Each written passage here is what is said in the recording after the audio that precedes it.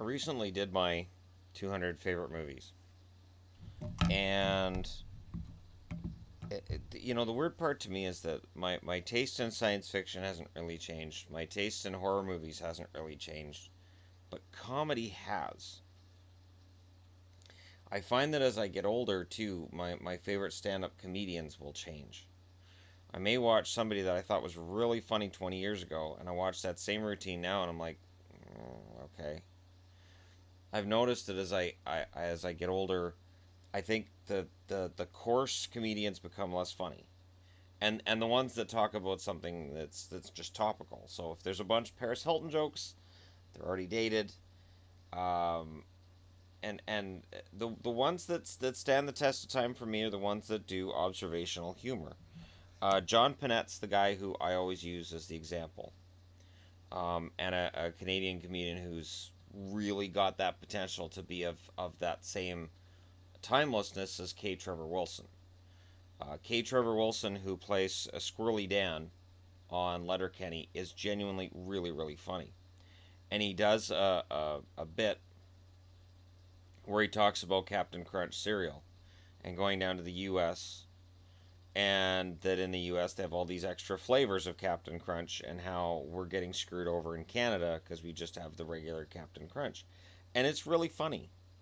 And he talks about how there's crunch berries, which are these marshmallow berries, and that they have such an excess of them in the States that they have boxes of only crunch berries. And he gets really, really angry when he talks about it, like it's really important to him. And it's a really funny bit. And it's stuff like that that's kind of timeless, because part of the reason that we shop in the States is because you get more flavors of junk food, definitely of soda pop, and it works. The only reason I bring this up is because I'm trying to come up with my favorite comedians of all time. I was all set to do a list of who I thought were the best looking actresses, singers, and whatever other female role you want to put in the limelight, because I even had CNN contributors on the list, but I didn't sense a lot of interest in that subject matter, so I kind of scrapped it.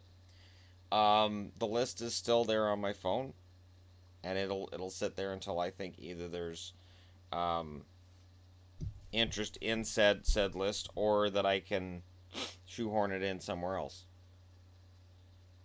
Um, but yeah, comedy's tricky because I find myself looking up comedians. And I just look up um, comedy routines, and I think about comedy routines from before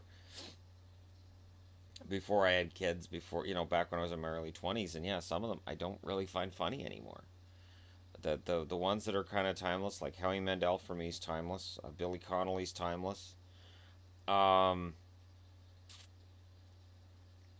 I mean, Andrew Dice Clay's very dated. I was never a big fan of Andrew Dice Clay, anyways. I never got the point. People would tell me jokes at school, and I'd be like, "That's really kind of mean." They'd be like, "Oh, I heard that Andrew Dice Clay special." I'm like, "All right, yeah, that makes sense. Checks out."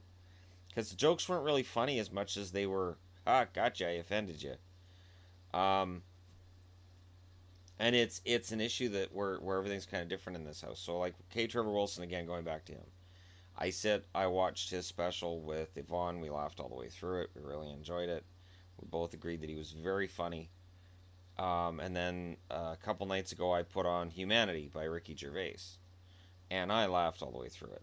But he does push the envelope, and he does try to offend people, and it got to the point where Yvonne was kind of offended and decided she wasn't watching the rest of it. And his comedy will do that. So I'm not sure. So when I'm looking at the list, I'm going, well, wait, should I put more weight behind comedians that we both find funny? So should this be a list of people that her and I together find funny, or should this be a list of people that I find funny and I just don't? She can do her own list kind of thing. So it's something I'm working on and I'm looking at. I've also got a favorite band list that's been started, hasn't been finished because there's a lot of bands.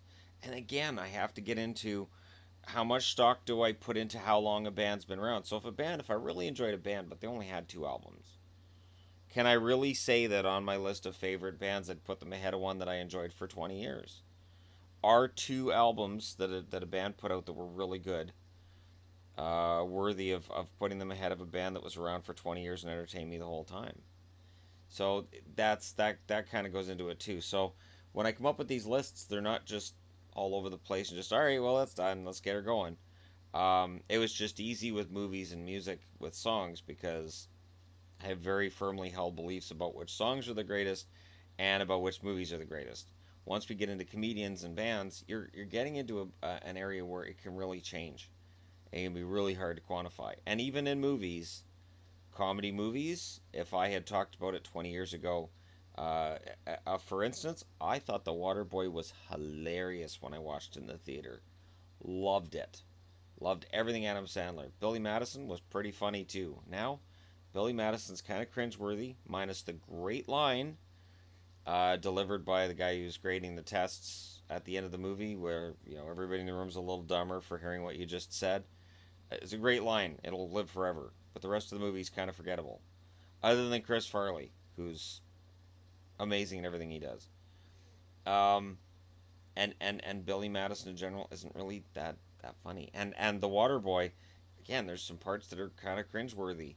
So I kind of giggle when I watch it now, but it's not the same. So, and it's a weird thing. So I just wanted to know, does anybody else have this experience where something you thought was really funny, you watch later and you go, it's not that funny.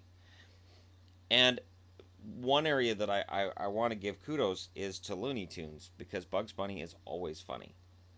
Because I think some of the best comedy might be clean, and I say might be because there are comedians who work with material that's full of coarse language and kind of nasty, and it's still really funny.